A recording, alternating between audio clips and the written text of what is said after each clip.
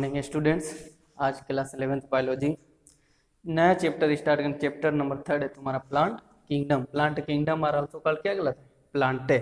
Plant kingdom are also called क्या गलत है? प्लांटे। प्लांटे में पार्ट 1 की हम लोग बात करेंगे, ठीक है। Kingdom Plantae. प्लांटे में हम लोग स्टडी करेंगे प्लांट ग्रुप, जितने भी प्लांट पाए थे सभी के सभी प्लांट इसमें हम लोग स्टडी करेंगे। किंगडम प्लांटे में तुम्हारे जैसे ग्रुप ऑफ प्लांटे में Thallophyta, bryophyta, pteridophyta, gymnosperm and angiosperm, ये सब के सब क्या इसी चैप्टर में हम लोग स्टडी करेंगे। तो उससे पहले अभी प्लांट ग्रुप से पहले इसकी कैरेक्टरिस्टिक फीचर देखा जाए। प्लांटे, प्लांटे के कैरेक्टरिस्टिक फीचर का इसकी मुख्य विशेषता क्या है? पादप की तुम्हारा पादप जगत है ना, अब इसका क्या प्लांट किंगडम का पादप जगत की इसकी मुख्य विशेषता क्या है? तो इसके पहले भी हम लोग उसमें जब बायोलॉजिकल क्लासिफिकेशन प्रीवियस चैप्टर तुम्हारा बायोलॉजिकल क्लासिफिकेशन में किंगडम प्लांटे के कुछ फीचर बताया गया था, ठीक है, मगर उसमें हम लोग स्टडी नहीं करे। तो फिर अब हम लोग यहाँ स्टार्ट करेंगे एकदम इसके प्लांटे के कहाँ से कैरेक्टरिस्टिक फीचर से लेकर एकदम लास्ट कहाँ तक एंजियोस्पर्म में तुम्हारे मोनोकाट एंड डाइकाट तक स्टडी करेंगे इस चैप्टर में, ठीक है। मगर इसमें तुम्हारे 30% सिलेबस में तुम्हारे एंजियोस्पर्म को क्या कर दिया है? सिलेबस से रिमूव कर दिया, निकाल दिया, मगर तो भी हम लोग इसमें भी क्या स्टडी कर लेंगे थोड़ा सा एंजियोस्पर्म किसे कहते हैं, ठीक है। तो चलो अब हम लोग चलते हैं अपने टॉपिक पे। तो characteristic feature biological classification previous chapter में बताया गया था। क्या था ये? तुम्हारा सबसे पहले इसका सेल स्ट्रक्चर देखा तो प्रोकैरियोटिक होता कि यूकैरियोटिक। तो सेल स्ट्रक्चर उसकी कोशिका संरचना सभी के सभी क्या होते हैं? यूकैरियोटिक होते हैं। याद रखना, प्रोकैरियोटिक सिर्फ और सिर्फ किंगडम मोनेरा था। कौन था? किंगडम मोनेरा प्रोकैरियोटिक था, और उसके बाद जितने भी किंगडम है सभी के सभी क्या थे? यूकैरियोटिक था। तो ये याद रखे रहना माइंड में कि मोनेरा को छोड़ के सभी यूकैरियोटिक। तो किंगडम प्लांटे क्या हो जाएगा? Prokaryotic eukaryotic. Kingdom Plantae are eukaryotic. Eukaryotic means बार बार हम बताएं, फिर एक बार बता दे रहे, यूकैरियोटिक मींस जिस सेल के अंदर हमको क्या कोशिकांग मतलब सेल ऑर्गेनेल्स और केंद्रक न्यूक्लियस हमको स्पष्ट रूप से दिखाई देगा, वो क्या कहलाएगा? यूकैरियोट कहलाएगा। वही एब्सेंट हो जाएगा तुम्हारा सेल ऑर्गेनेल्स और न्यूक्लियस एब्सेंट रहेगा तो वो तुम्हारा प्रोकैरियोट। तो प्रोकैरियोट तुम्हारे किंगडम मोनेरा में वही तुम्हारा सेल ऑर्गेनेल्स और क्या तुम्हारा सेल ऑर्गेनेल्स और न्यूक्लियस एब्सेंट था, ठीक है। तो इसके बाद अब ये तुम्हारे क्या प्लांटे आर यूकैरियोट्स होते हैं, मतलब specific membrane bound cell organelles and nucleus distinct. स्पष्ट रूप से तुमको न्यूक्लियस केंद्रक और उसके साथ साथ क्या बहुत से कोशिकांग दिखाई देते हैं, उसको यूकैरियोट कहते हैं। और प्लांटे और इसके अब देखा जाए ये इसके सेल ऑर्गेनाइजेशन यूनिसेलुलर होगा कि मल्टी सेलुलर होगा? तो किंगडम प्लांटे आर मोस्ट तुम्हारे ये सभी के सभी क्या होंगे? Multicellular. मल्टी सेलुलर मतलब मल्टीपल सेल से formation, made of multiple cell, more than 2 cell से रहेगा, ठीक है। इसमें यूनिसेलुलर आएगा कब? जब किंगडम प्लांटे, जब प्लांट ग्रुप हम लोग स्टार्ट करेंगे उसमें तुम्हारा थैलोफाइटा। थैलोफाइटा एक वर्ड तुम लोग अक्सर सुनने होंगे, थैलोफाइटा। ये थैलोफाइटा, थैलोफाइटा में हम लोग किसकी स्टडी करेंगे? एल्गी की करते हैं, ठीक है। एल्गी देखो, थैलोफाइटा तुम्हारा जो बना है थैलोइड से बना है। थैलोइड मींस क्या होता है? देखो थैलोइड मींस क्या होता है? कहीं भी अगर थैलोइड वर्ड आएगा तो इसकी मीनिंग तुरंत माइंड में क्या समझना? थैलोइड मींस होता है कि प्लांट बॉडी नॉट डिफरेंशिएटेड। इसकी जो तुम्हारे पादप की शरीर होती है उसके हम लोग डिफरेंशिएट विभाजित नहीं कर सकते। किसमें तुम्हारे plant body not differentiated into किसमें तुम्हारे रूट, स्टेम एंड लीव्स। किसी भी एल्गी को हम लोग उठा के देखेंगे तो उसमें हम लोग आइडेंटिफाई नहीं करके कौन उसका रूट है, कौन उसका स्टेम है, कौन उसका लीफ है। तो इसीलिए तुम्हारे थैलोफाइटा और एल्गी क्या कहलाता है? थैलोइड प्लांट होते हैं। कैसे होते हैं? थैलोइड, जिसकी प्लांट बॉडी को हम लोग डिफरेंशिएट नहीं कर सकते। किसमें? रूट, स्टेम एंड लीव्स में। तो वो सभी के सभी क्या थैलोइड कहलाएगा। तो तुम्हारे थैलोफाइटा होता है, ठीक है। इसी में तुम्हारे कुछ आएंगे जो तुम्हारे यूनिसेलुलर होगा, ठीक है। मगर तुम्हारे यहाँ कैरेक्टरिस्टिक फीचर में हम लोग क्या लिखेंगे? Kingdom Plantae are multicellular, made of multiple cell. अब source and mode of nutrition, अब तुम्हारा अगला क्या देखा जाएगा? Source and mode of nutrition. तो किंगडम प्लांटे आर ऑटोट्रॉफिक और हेटेरोट्रॉफिक। ऑटोट्रॉफिक होते हैं कि हेटेरोट्रॉफिक होते हैं? तो kingdom Plantae are autotrophic. Autotrophic means क्या था? जो खुद से अपना भोजन का निर्माण करते हैं उसे क्या कहते हैं? ऑटोट्रॉफिक कहा जाता है। तो तुम्हारे सभी के सभी प्लांटे क्या होते हैं? ऑटोट्रॉफिक होते हैं। सम एक्सेप्शन तुम्हें दो ही इसमें कुछ प्लांट हैं जो क्या है हेटेरोट्रॉफिक होते हैं। इंसेक्टिवोरस, जो इंसेक्ट को अपने फूड के फॉर्म में किसको लेते हैं? इंसेक्ट को लेते हैं, किल करके खाते हैं। तो तुम यहाँ पे कैरेक्टरिस्टिक फीचर में हम लोग क्या लिखेंगे? Plantae are auto traffic, autotrophic जब तुम्हारा इसमें दो ही तुम्हारा हेटेरोट्राफिक इंसेक्टिवोरस है, उसको याद रखे रहना, ठीक है। मगर जब आएगा किंगडम प्लांटे, जब हम लोग प्लांट ग्रुप स्टार्ट करेंगे उसमें स्टडी करेंगे। कैरेक्टरिस्टिक फीचर में हम लोग लिखेंगे प्लांटे यार क्या तुम्हारा ऑटोट्राफिक। एक्सेप्शन तुम्हारे दो ही है, याद रखे रहना। तुम्हारा एक है प्लांट है जो तुम्हारा फ्लाई वीनस ट्रैपा, कौन है फ्लाई वीनस ट्रैपा तुम्हारा, ठीक है। प्लांट उसको जो आएगा आगे तो हम उसको बता देंगे, फ्लाई वीनस ट्रैपा ये हो गया। और दूसरा पीचर प्लांट, यही जो दो है तुम्हारे पीचर प्लांट, ये दोनों कैसे तुम्हारा ऑटोट्राफ ना होके कैसे हैं हेटेरोट्राफ होते हैं, ये हेटेरोट्राफिक होते हैं। किस पे तुम्हारे अदर पे डिपेंड होते हैं। ये अपने इंसेक्ट होता है, कोई भी इंसेक्ट इसका प्लांट कभी सर्च करना तो इसके प्लांट जो होते हैं ना तुम्हारा क्या होता है ओपन रहता है। जैसे ही उसमें कोई इंसेक्ट जाएगा तुरंत उसको क्या करता है क्लोज कर लेता है, तो तुरंत वही इंसेक्ट को क्या करता है अपने फूड के फॉर्म में उसको यूटिलाइज करता है, उपयोग में उसको क्या करता है हेटेरोट्राफिक। इसीलिए इसको क्या कहा जाता है हेटेरोट्राफिक इंसेक्टिवोरस। क्यों? क्योंकि फूड के फॉर्म में किसको लेते हैं इंसेक्ट को लेते हैं। तो ये तुम्हारे याद रखे ना। तो kingdom Plantae source and mode of nutrition क्या होता है ऑटोट्राफिक होते हैं, उसमें कुछ है तुम्हारे जो क्या होते हैं हेटेरोट्राफिक इंसेक्टिवोरस होते हैं, ठीक है। ये रहा तुम्हारा। अब उसके बाद देखा जाएगा इसमें सेल वॉल पाई जाएगी कि नहीं पाई जाए। तो प्लांटे में क्या होता है सेल वॉल प्रेजेंट रहेगी। अब इसमें क्या होगा किंगडम प्लांटे में क्या प्रेजेंट रहेगा cell walls are present. Cell wall plant की सेल वॉल किससे बनी होती है तुम्हारे सेलुलोज की। अब यहाँ पे याद रखे ना प्लांट की सेल वॉल किससे बनी थी सेलुलोज की बनी होती है तुम्हारे। और इसके पहले हम लोग किंगडम फंजाई, फंजाई की सेल वॉल किससे बनी थी तुम्हारे काइटिन की बनी होती। इसके पहले किंगडम मोनेरा, मोनेरा की सेल वॉल किससे बनी थी तुम्हारे पॉलीसैकेराइड तुम्हारा था, ठीक है। पॉलीसैकेराइड न्यूक्लिक एसिड क्या बना रहा। तो सबके सेल वॉल को भी याद रखे रहना, बहुत इंपॉर्टेंट है तुम्हारे हर एग्जाम में। तुम्हारा चाहे कोई होम एग्जाम हो या तुम्हारा बोर्ड एग्जाम हो या कॉम्पिटेटिव, अक्सर उसमें सेल वॉल पूछता रहता है। तो जैसे फॉर एग्जांपल प्लांट की सेल वॉल किससे बनी होती है सेलुलोज क्या बनी होती है, फंजाई की सेल वॉल काइटिन की बनी होती है, किंगडम मोनेरा तुम्हारा बैक्टीरिया की जो सेल वॉल उसमें भी सेल वॉल पाए जाते थे जो पॉलीसैकेराइड न्यूक्लिक एसिड के बने होते। तो याद रखे रहना, ठीक है। इसमें सेल वॉल प्रेजेंट। अब प्लांटे तुम्हारे इमोबाइल होगा कि मोबाइल होगा, ये तो कैरोलस लिनियस ही बता दिए थे। प्लांटे आर इमोबाइल होते हैं, जहां उसको ग्रो जहां पे उसको गाड़ दोगे तो वहीं पे क्या होता पड़ा रहता, वो मूवमेंट नहीं करता एक जगह से दूसरी जगह। अगर वही मूवमेंट करता तो वो इमोबाइल ना हो क्या होता है मोबाइल होता है। जैसे साथ में मोबाइल तुम जहां जाते हो एक जगह से दूसरी जगह लेके जाते हो नहीं जाते हो, तो इसी तरह प्लांटे भी क्या था तुम्हारे इमोबाइल होता है, एक जगह जहां पे उसको गाड़ दोगे वहीं पे क्या होता है पड़ा रहता परमानेंट, फर्स्ट एंड लास्ट तक, जब तक वो लिविंग रहेगा तब तक रहेगा, ठीक है। तो प्लांटे यार क्या होगा तुम्हारे इमोबाइल।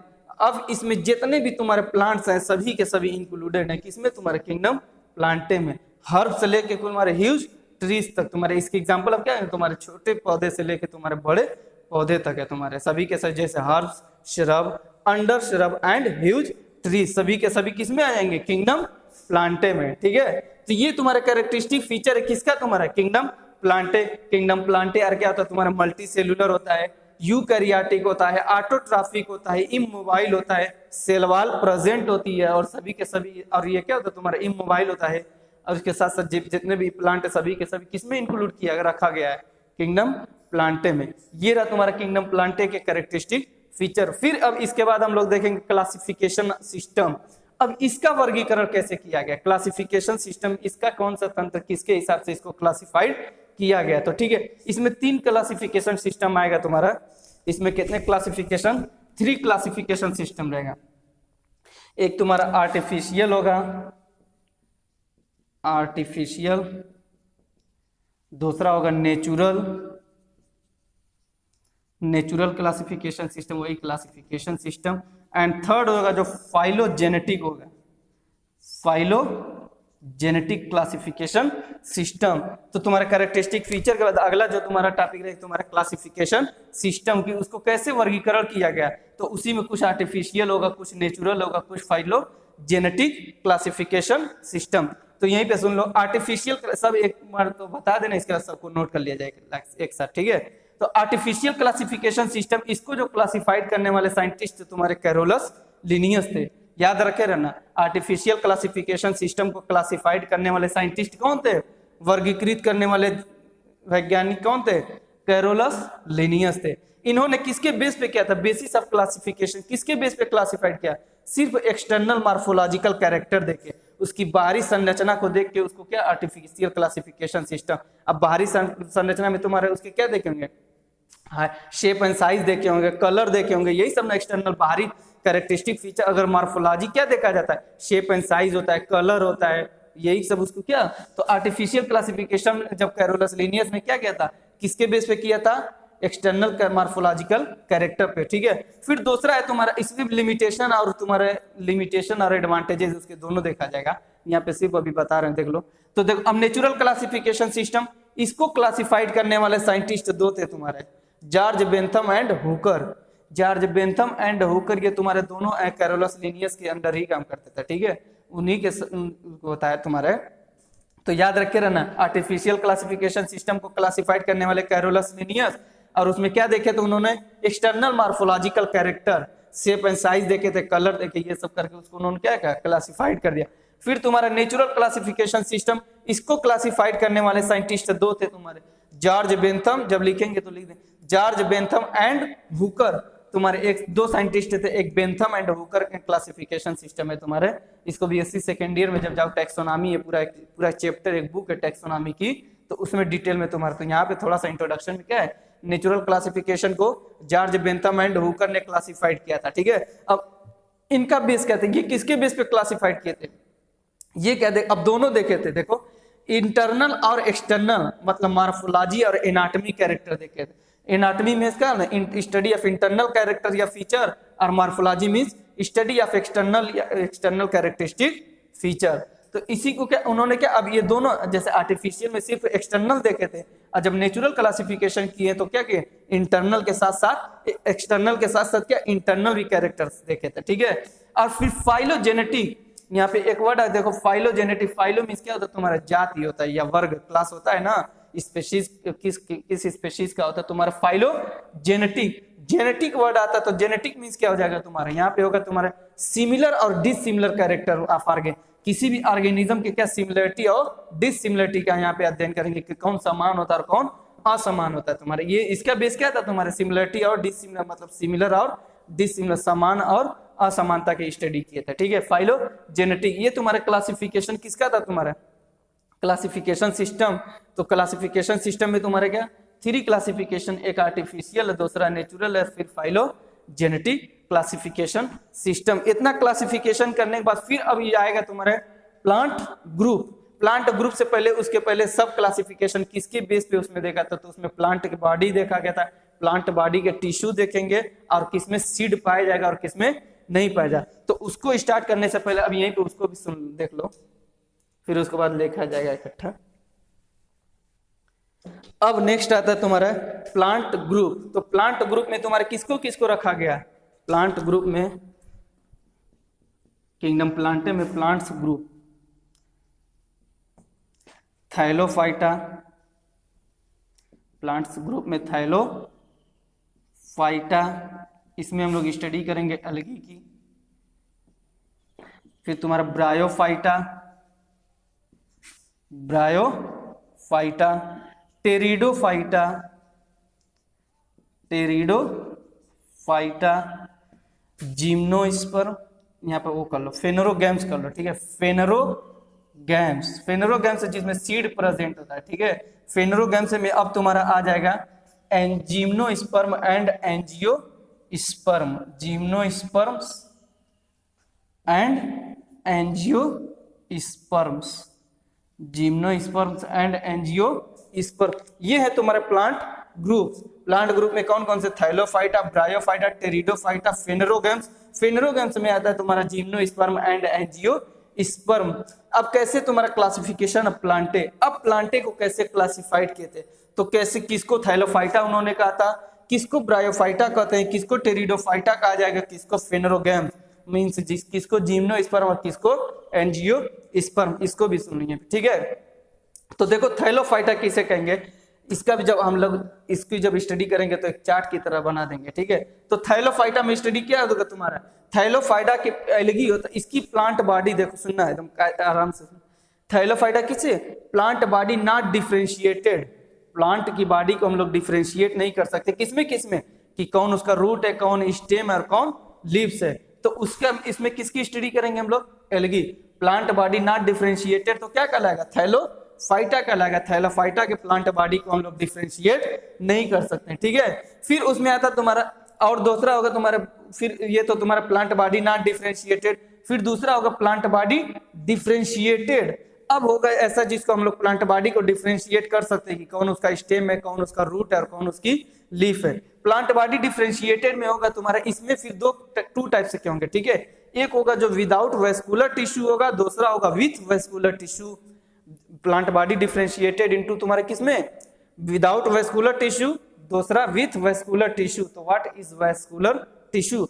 वेस्कुलर टिश्यू मींस आ जाएगा तुम्हारे xylem and phloem. Vascular tissue अब देखा जाएगा किसमें तुम्हारा जाइलम एंड फ्लोएम प्रेजेंट और किसमें जाइलम एंड फ्लोएम क्या है, एब्सेंट है। तो विदाउट वेस्कुलर टिश्यू में आ जाएगा तुम्हारा ब्रायोफाइटा। विदाउट वेस्कुलर टिश्यू में कौन आ जाएगा, ब्रायोफाइटा। ब्रायोफाइटा में सिर्फ हम लोग क्या इसको प्लांट बॉडी को डिफरेंशिएट कर सकते हैं रूट स्टेम लीफ में, मगर इसमें जब इसका सेक्शन स्टडी किया गया तो इसमें क्या होता है, जाइलम एंड फ्लोएम क्या होता है, एब्सेंट होता है, ठीक है। तो जाइलम एंड फ्लोएम के फंक्शन देख लो। जाइलम क्या करता है, तुम्हारे वाटर को तुम्हारे ट्रांसपोर्ट करता है, ठीक है, और जो फ्लोएम होता है वो क्या करता है, फूड को करता है, ठीक है, ये याद रखना।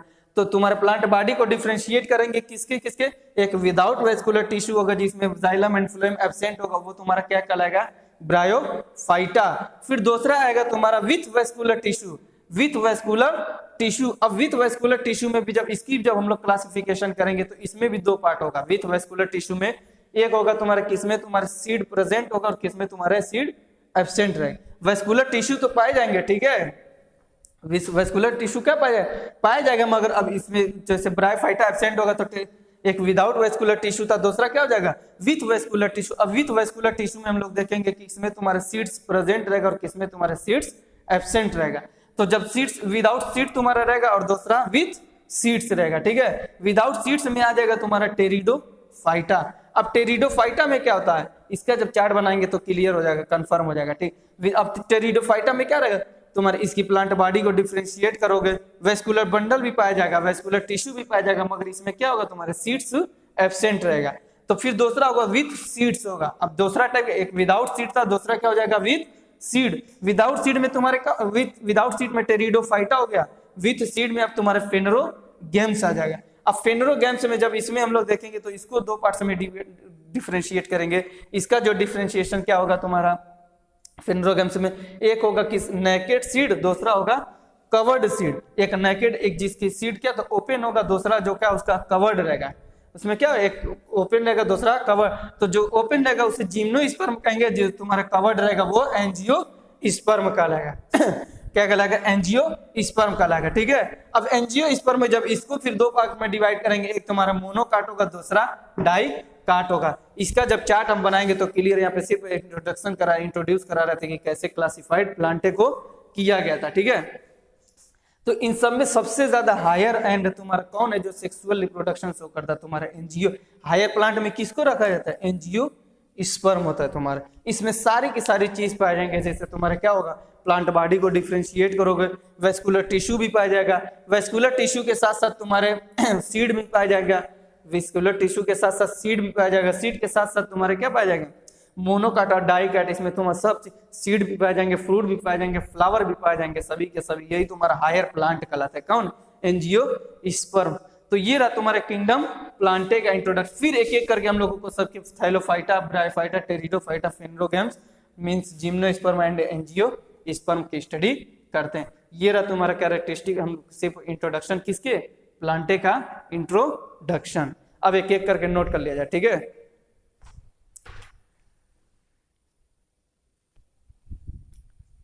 स्टूडेंट्स, अब ये रखा है Plantae kingdom, plant kingdom Plantae जिसको कहते हैं, उसके कैरेक्टरिस्टिक फीचर सभी के सभी बता दिए, तो एक बार फिर सुन लो। Plantae are eukaryotes. अब यूकैरियोट्स इसके पहले कई मरतबा लिख चुका गया, ठीक है। तो यूकैरियोट मींस क्या, वही specific membrane bound cell organelles and nucleus होता है, ठीक है। फिर प्लांटे आर तुम्हारा multicellular, made of multiple cells होता है, मोर देन 2 सेल से बने होते हैं। Plantae are autotrophic, prepare their own food. इसमें तुम्हारे सम आर हेट्रोट्रॉफिक है, मगर उसको आगे लिखा जाएगा। यहाँ पे क्या होता है, प्लांटे आर ऑटोट्रॉफिक होगा। प्लांटे आर इमोबाइल होता है, एक जगह ये रहता है, ठीक है, मूवमेंट नहीं करता, लोकोमोशन। प्लांटे कैन भी क्या था, ये देखो एक्वेटिक भी होता है, प्लांट को देखे होगे तुम्हारे जलीय पौधा, और तुम्हारे क्या होता है, टेरेस्ट्रियल प्लांट होता है कि नहीं होता तुम्हारे, थलीय पौधा, स्थलीय पौधा। तो इसीलिए तुम्हारे प्लांटे क्या होता है, दोनों से प्लांटे कैन बी एक्वेटिक और आर लैंड प्लांट्स, दोनों जगह पर तुम्हारे जमीन पे भी होता है और उसके साथ साथ वाटर में भी होता है, ठीक है। अब इसमें सेलवाल्स आर प्रेजेंट, तो इसकी सेलवाल किसकी बनी रहेगी, सेलवाल मेड ऑफ किसकी होगी, सेलुलोज की होगी, ठीक है, याद रखे रहना। ये रहा तुम्हारे किसके कैरेक्टरिस्टिक फीचर, प्लांटे के, इसको नोट कर लो। फिर इसके बाद अगली हेडिंग हो जाएगा क्लासिफिकेशन सिस्टम। चलो हो गया। अब अगली हेडिंग हो जाएगी क्लासिफिकेशन सिस्टम।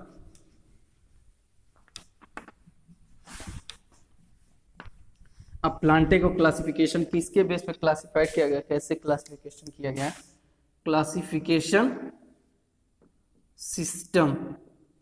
अगली हेडिंग हो जाएगी क्लासिफिकेशन किंगडम। प्लांटे के एग्जांपल सभी के सभी आ जाएंगे, एग्जांपल नहीं लिखा गया तो इसका मतलब ये नहीं तुम्हारे जितने भी प्लांट है सभी के सभी किंगडम प्लांटे में आएंगे, ठीक है, इसीलिए नहीं लिखा है। क्लासिफिकेशन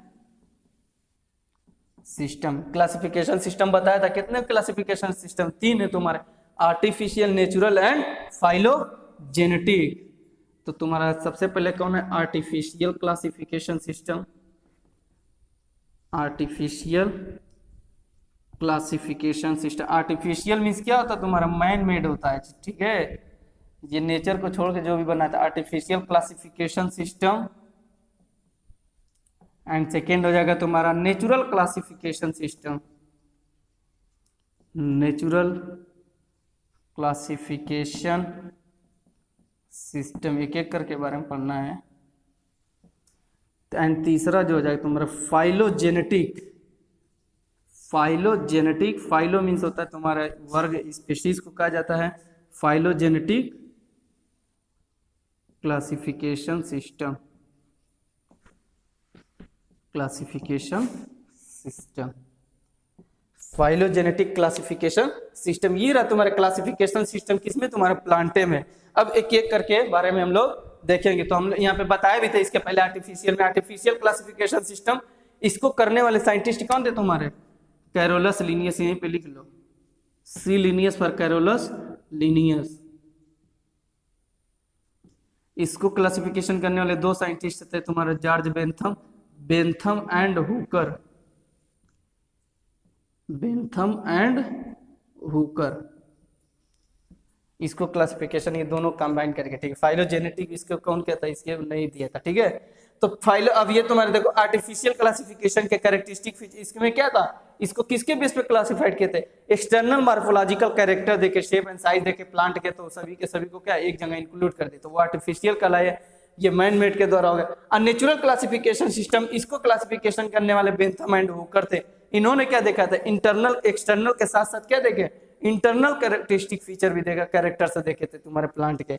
अब फाइलोजेनेटिक, फाइलोजेनेटिक देखो, फाइलो मीन्स क्या होता है तुम्हारे, स्पेशीज को कहा जाता है, जो जाति होती है, किस स्पेशीज, किस वर्ग, किस जाति का। जेनेटिक मीन्स तुम्हारे सिमिलर एंड डिसिमिलर कैरेक्टर देखा जाता है, कौन आपस समानता और असमानता को कहता है। जेनेटिक्स की डेफिनेशन क्या था, study of similar and dissimilar, वही क्या कहलाता है तुम्हारा, जेनेटिक्स कहलाता है, ठीक है। वंशागतिकी, जिसको आनुवंशिकी कहते हैं, जेनेटिक्स कहते हैं। तो फाइलो, इसको क्लासिफिकेशन, इसका क्या था तुम्हारा, इसको किस बेस पे, इसमें क्या देखेंगे, सिमिलरिटी एंड डिसिमिलरिटी, मतलब देखेंगे कौन सा ऑर्गेनिज्म सिमिलर और कौन डिसिमिलर। तो उसी की जो सिमिलरिटी था उसको एक ग्रुप में रख दिया, जो डिसिमिलर था उसको अलग अलग क्लासिफाइड। ऑर्गेनिज्म को क्या, प्लांटे को क्या देखे, सिमिलर और डिसिमिलर। अब एक एक करके हम लोग देखेंगे। सबसे पहली हेडिंग हो जाएगी तुम्हारे क्लासिफिकेशन सिस्टम में, आर्टिफिशियल क्लासिफिकेशन सिस्टम।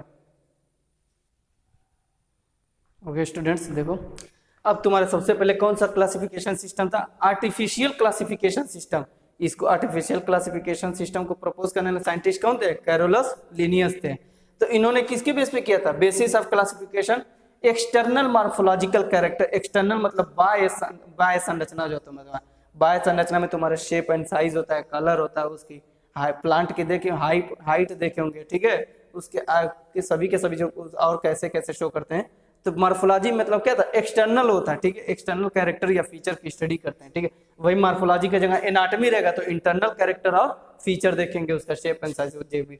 तो ये किसके बेस पे क्लासिफिकेशन कहते हैं, एक्सटर्नल मार्फोलॉजिकल कैरेक्टर। इसका एडवांटेज क्या था, इसका फायदा क्या था, इसका फायदा ये था कि जितने भी क्लोजली रिलेटेड है सबको क्या किया, उसी में क्लासिफाइड कर दिया गया। देखो closely related species could be classified, उस तरह से जितने भी तुम्हारे आपस में क्लोजली है सभी को क्या करते हैं आर्टिफिशियल क्लासिफिकेशन सिस्टम में उसको क्लासिफाइड कर सकते हैं। मगर इसकी लिमिटेशंस क्या थी, लिमिटेशन से इसकी दो थी, ठीक है। इसकी लिमिटेशन मतलब इसकी कमियां क्या हो गई इसमें, देखो इसमें ये था कि तुम्हारे वेजिटेटिव के साथ साथ सेक्सुअल जो तुम्हारा कैरेक्टर था दोनों इक्वल वेटेज होना चाहिए। वेजिटेटिव मीन्स क्या हो गया तुम्हारा, देखो equal weightage to vegetative, vegetative means somatic structure, मतलब शारीरिक संरचना होता है ना।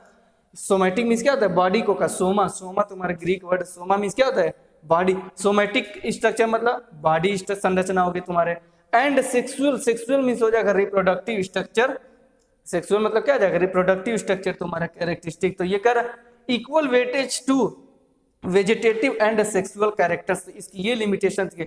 इस आर्टिफिशियल क्लासिफिकेशन सिस्टम में उसी को रखा गया जिसमें क्या दोनों के इक्वल वेटेज, मतलब क्या तुम्हारे वेजिटेटिव एंड सेक्सुअल कैरेक्टर दोनों क्या होना चाहिए इक्वल वेट के होना चाहिए, तभी रखे जाएंगे। तो ये उसकी क्या हो गई कमी हो गई, ठीक है, ये उसकी कमियां हो गए।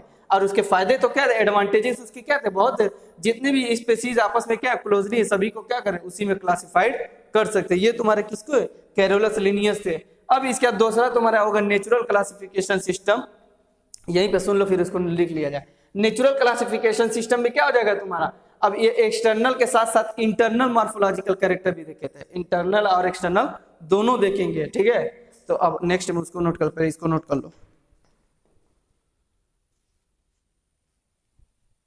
ओके स्टूडेंट्स, अब नेक्स्ट देखो नेचुरल क्लासिफिकेशन सिस्टम, इसको प्रपोज करने वाले George Bentham and Hooker scientist थे।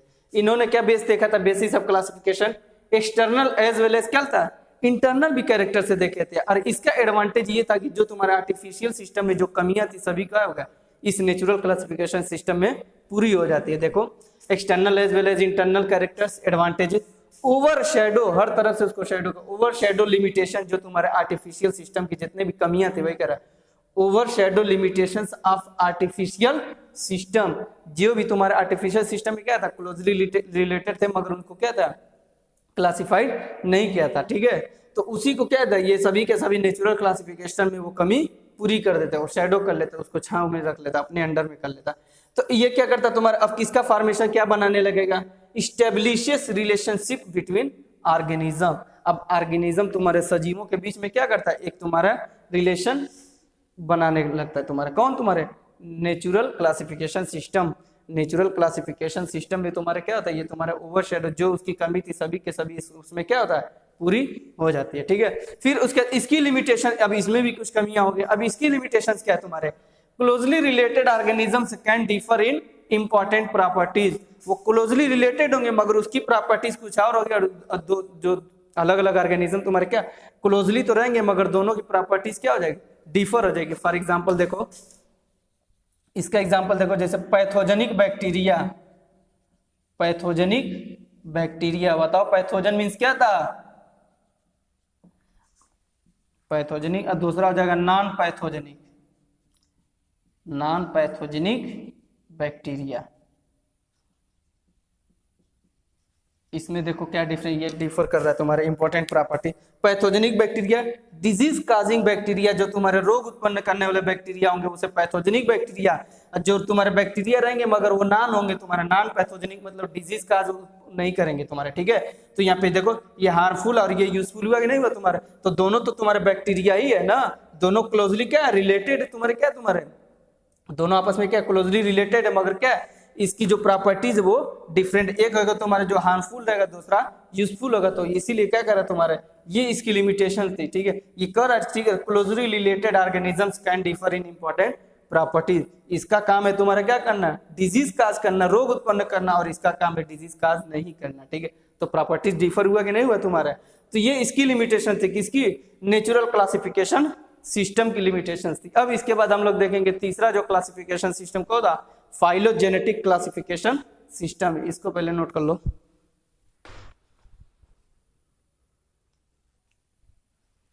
ओके स्टूडेंट्स, तो फाइलोजेनेटिक क्लासिफिकेशन, इसके पहले दो क्लासिफिकेशन सिस्टम हो गए, कौन कौन सा तुम्हारा artificial and natural classification. Artificial classification system तुम्हारा कैरोलस लिनियस और George Bentham and Hooker natural classification.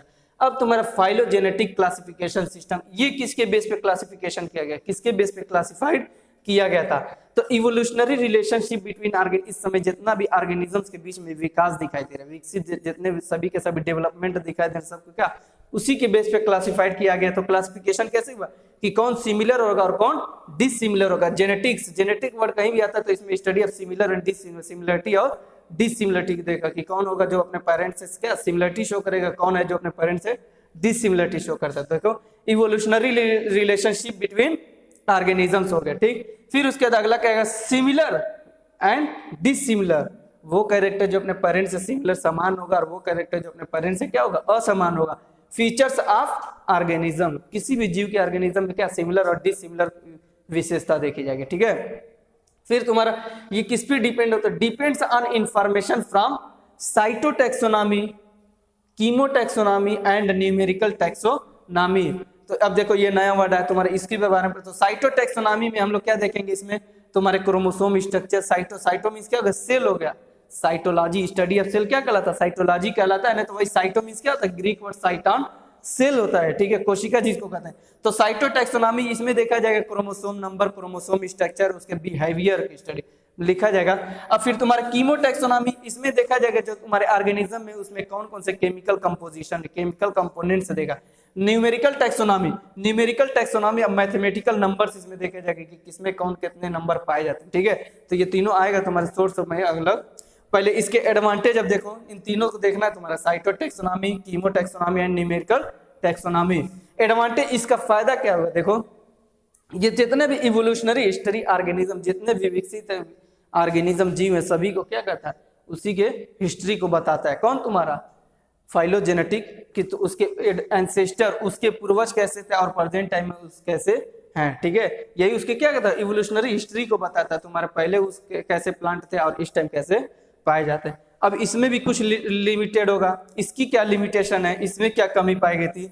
जितने भी तुम्हारे क्लोजली रिलेटेड ऑर्गेनिजम्स रहेंगे, सभी के सभी डिफर इन इंपॉर्टेंट प्रॉपर्टीज। ये नहीं कि चलो तुम्हारे सभी के सभी सेम नहीं, मगर उसकी कुछ प्रॉपर्टीज, कुछ ऐसे गुण होंगे जो क्या होगा, उसके दोनों क्लोजली रिलेटेड रहेंगे, मगर प्रॉपर्टीज जो गुण होगा उसको क्या होगा, दोनों अलग अलग शो करेंगे। जैसे एग्जांपल लिया गया था pathogenic bacteria and non pathogenic. एक बैक्टीरिया है जो तुम्हारा क्या करेगा, डिजीज काज करेगा, जो रोग उत्पन्न करेगा। दूसरा क्या करेगा, तुम्हारा नॉन पैथोजेनिक है, वो तुम्हारा डिजीज काज नहीं करेगा। तो अलग अलग प्रॉपर्टीज हुई ना, वही कह रहा तुम्हारा, इसकी भी वही लिमिटेशन थी।